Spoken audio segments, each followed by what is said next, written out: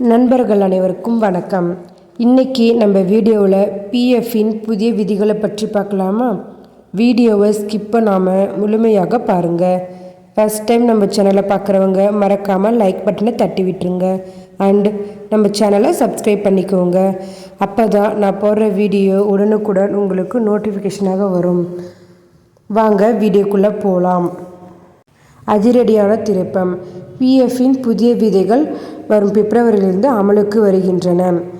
ஊழியர்கள் மகிழ்ச்சி. என்னன்னு தெளிவாக பார்க்கலாமா? வாங்க வீடியோக்குள்ளே போகலாம். பிஎஃப் பணம் என்பது ஒவ்வொரு வேலை செய்யும் இடங்களிலிருந்து சேமிக்கப்படுகின்றன. அரசு மற்றும் அங்கீகரிக்கப்பட்ட தனியார் துறையில் பணிபுரியும் ஊழியர்களின் நலனுக்காகவும் பாதுகாப்பாகவும் வருங்கால வைப்பு நிதி அமைச்சகம் செயல்பட்டு வருகிறது. மாதந்தோறும் ஊழியர்கள் பெறும் சம்பளத் தொகையிலிருந்து டெபாசிட் செய்யப்படுகிறது. அத்துடன் ஊழியர்கள் பணிபுரியும் நிறுவனத்தில் இருந்தும் ஒரு தொகையை முதலீடு செய்யப்படும். ஒவ்வொரு ஊழியர்களும் தங்கள் ஓய்வுக்கு பின் இத்தொகையை எடுத்து எதிர்கால தேவைக்காக பயன்படுத்தி கொள்ளலாம்.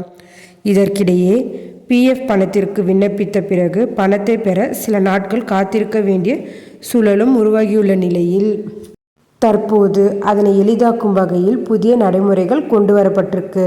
இது அடுத்த மாதம் பிப்ரவரி முதல் அமலுக்கு வரும் என்றும் எதிர்பார்க்கப்படுகிறது. ஏடிஎம் முதல் பிஎஃப் பணம் எடுத்தல்.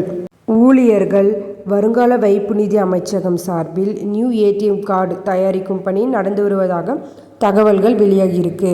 அதன்படி இனி பிஎஃப் பணத்தை ஏடிஎம் மூலம் எடுத்துக்கொள்ளலாம். இது புதிய நடைமுறையில் விரைவில் அமலுக்கு வரும்னு எதிர்பார்க்கப்படுகிறது. 24% வரை பிஎஃப் பணம் பிடித்தல். தற்பொழுது வரை ஊழியர்களின் மாத ஊதியத்திலிருந்து 15,000 வரை மட்டுமே பிஎஃப் பணம் பிடித்தம் செய்யப்படும் நிலையில் புதிய விதிகளின்படி 24% பணம் பிடித்தம் செய்யப்படுகிறது என்று கூறுகிறார்கள். அதாவது ₹1,00,000 சம்பளம் பெறுகிறீர்கள் எனில் அதிலிருந்து 24,000 வரை பிஎஃப் பிடித்தம் செய்யப்படும்.